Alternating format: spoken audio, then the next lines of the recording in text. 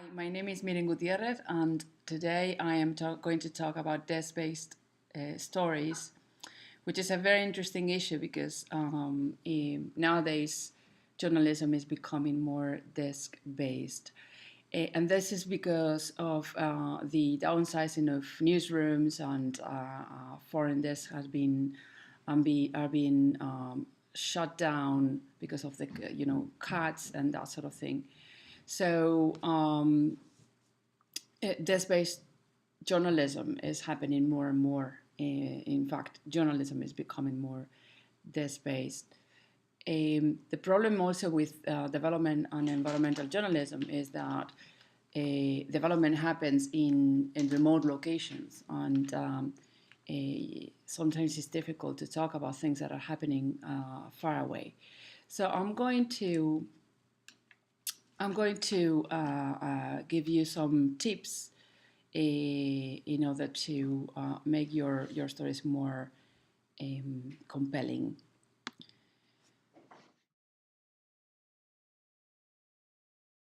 So what we are trying to avoid is journalism, what some people have called journalism, um, and make stories more compelling and including voices and faces in your stories, which is, as we said in the discussion about sources, extremely important for development and environmental stories. So let's start with some tips. Tip one, the so what question that I think should be asked in any story. So what? What's for me? What's in it for me, for the reader? You would have to ask yourself first whether the story idea is relevant, and second, whether it can live without fresh quotes from the ground. Can the story survive without fresh quotes from the ground? So if the answer is yes, then you go ahead. The second tip is making a bigger effort with the research that's behind this story.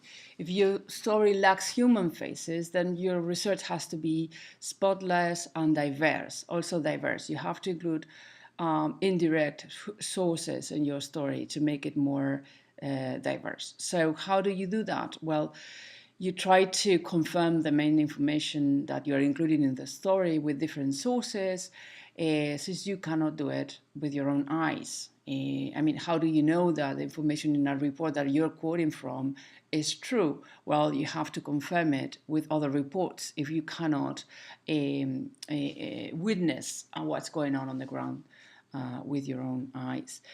Second, you have to embrace complexity, and development issues are very seldom simple issues. So you have to embrace complexity and express it in a simple manner, which is difficult, since the more facets, the more perspectives that you get in your story, the closer you get to reality. And the third thing that you can do is to try to imagine what the issue means for normal people on the ground and find information about it. Ask yourself how would this issue affect me if I were on the ground. The third tip is to get voices anyway. You can do that also from your desk. Well, you have to move a little bit, but you can get voices anyway. If you cannot get people on the ground directly, then do it indirectly. Get to those who have spoken to them, for example. Talk to the practitioners, NGO representatives, politicians, humanitarians who have been in direct touch with the issues you are writing about and with the people affected by them. And how can you do that from your desk? Well, one thing you can do is you can approach them, of course, via email or phone. Most organizations include contact information in their website. So call them, write to them, and get them in your story.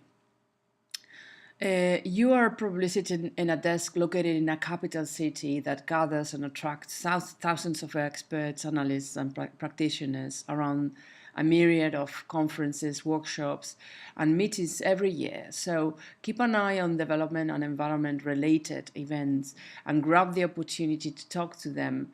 If you can collect quotes and first account reports of what's going on the ground, that's fantastic. In the case of ODI in London, I think there is an event every week, and sometimes even if you want to talk to experts about other issues that are not included in the event in the agenda, that's okay. Another thing you can do is you can attend virtual events in real time, which is in the case of ODI, for example, it's a possibility because ODI offers all its events via streaming. You can even pose questions remotely. In other cases, events are available after they happened via YouTube and Vimeo and others.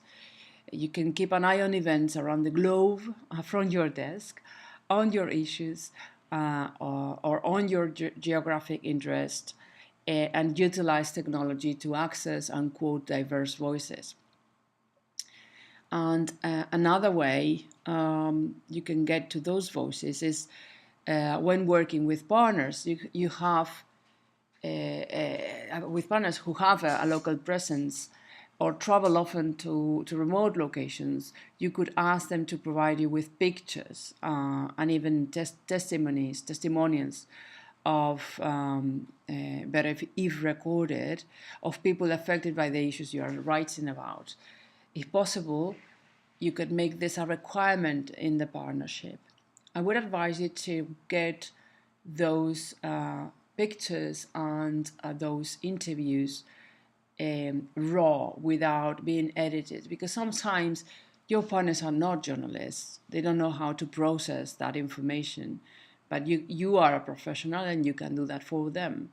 But it's what they can do and you can't is getting those pictures and those testimonials. Another advice, another piece of advice is that you travel whenever possible. Of course, you may be given the opportunity to travel, so in that case, you have to grab it. Sometimes NGOs and international organizations working on the ground invite journalists and partners to go with them in trips. So open your ears to that sort of opportunity.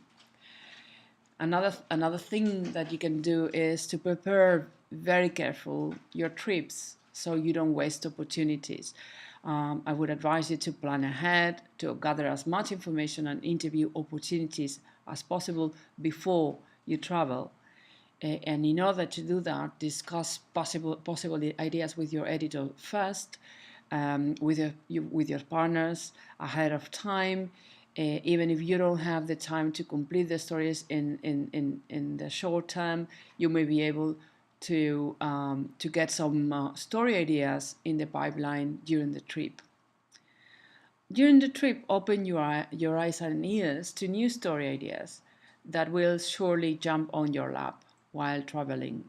Things that you don't imagine you are going to find, and be flexible enough to get to let reality challenge and shape your initial hypotheses and ideas.